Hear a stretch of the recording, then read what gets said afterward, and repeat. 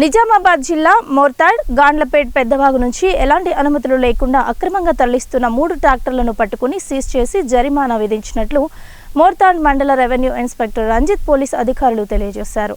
Revenue inspector Ranjith పట్టుకుని తహసీల్దార్ కార్యాలయానికి తీసుకెళ్లగా మోర్తాడ్ తహసీల్దార్ సత్యనారాయణ 3 ట్రాక్టర్లకు జరిమానా విధించినట్లు తెలిపారు.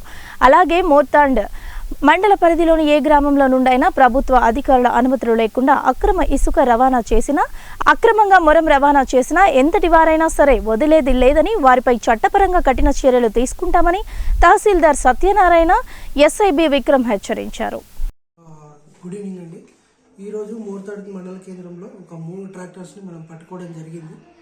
సో వాటికి సంబంధించి ఎటువంటి అనుమతి లేకుండా వాళ్ళు రవాణా చేస్తూ ఉన్నారు కాబట్టి సో మనం ఆ 3 ట్రాక్టర్స్ని సీజ్ చేసి పెనాల్టీతో ఇంపోజ్ చేసి వాటిని మళ్ళీ రిలీజ్ చేయడం జరిగింది.